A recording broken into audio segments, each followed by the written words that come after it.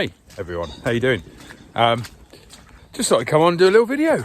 Yesterday there was a discussion subject, or however it was, discussion, debate, however you want to call it, between a Welsh farmer and I guess she'd call herself an environmentalist, but it was clear that she had an anti-meat agenda, on the Jeremy Vine show on Radio 2. Now, what was interesting, I won't go into all the absolute exact details, but basically the argument against what was going on with, or what is going on with the Welsh government and whatnot, was a whole list of endangered species and animals that have reduced since the post-war, basically, time period. Now, for anyone that has any slight understanding of how this country worked post-war, they might actually appreciate or even think or even maybe consider the government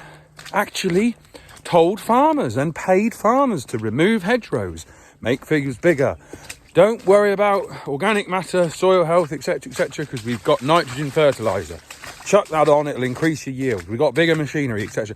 Now, for that lady who was on the Jeremy Vine show yesterday, was reeling off the numbers and what nature's diminished and stuff over through farming. I'm not disagreeing with some of those numbers, but to pull out all that when there was a 15-year-old next generation farmer explaining that it's her livelihood that the government want to basically take up to 20% of out the farm. Now, this lady, whatever you want to call her, anti-meat agenda lady, her argument straight away was, well, we're eating too much meat. And that's not actually true, because if you look at the production systems to which she was comparing basically beef and lamb to, potatoes. So apparently, if you grow a pound of potatoes, it uses a lot less land area than producing a pound of beef or lamb.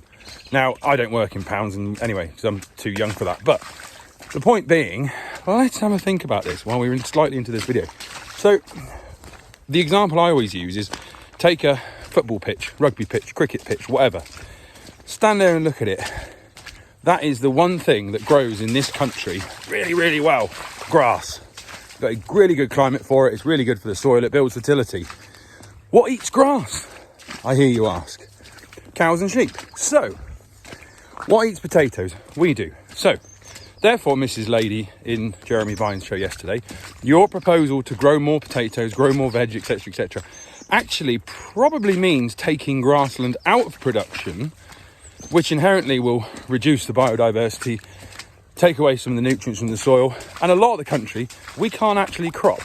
So I'll pop up a couple of slides here and you'll be able to see the different areas in the UK. So for her to turn around and go, well, you can't, just don't grow beef and lamb anymore, grow potatoes. No, because let's say an acre of potatoes, right, what's on it before? Let's go with grass. Take out grass, right, spray the grass off, we'll kill all the weeds, bit of glyphosate. We'll go in, we'll plough it, turn all the soil over. Probably maybe over winter the soil turned over because it helps the clods break down. That's standard procedure on quite heavy sort of soils. But anyway, but also then we come in with what's called a bed tiller. So we turn all the soil over, rotate it all, ridge them all up into big mounds of soil. Another bit more horsepower. Come in, take the stones out, move the stones out. Then get the potato planter and then start putting the potatoes in. So what do you need to grow potatoes? Obviously soil, water, blah, blah, blah. But we need a seed crop. So Mrs. Lady on Jeremy Vine, anti-meat agenda lady, where's the seed crop coming from for more potatoes and more vegetables? If you know anything about vegetable production, you'll understand that that part of the industry is quite important. And it's not something that we have control over in the UK over everything we're growing that is not meat. However, we look at having an acre of grass. What do we need to do with that to start producing food? Well, I'll tell you one thing, put livestock on it. So, cows, for example, dairy cows, has a calf. You could take the calf off, you could rear the calf, you could eat the calf, or you could keep it for another replacement, etc., etc. However, that cow will eat that grass and turn it into protein and food that we can digest. It's not rocket science. Take the same acre, different part of the country. Might be a steep hill, not suitable for cows. So let's put some sheep out there. What do we need to do to the field? Nothing. Exactly. So this is the point. I always say, think about a football pitch. Give everyone in the UK 1 acre of land, if we can, whatever. You produce your food how you think best. Me, growing vegetables, yes, it has its place, but just remember, the majority of the UK, as I said before, is grassland, and it grows grass. And the other thing with grass is it captures carbon. It builds soil fertility. It puts organic matter back into the soil.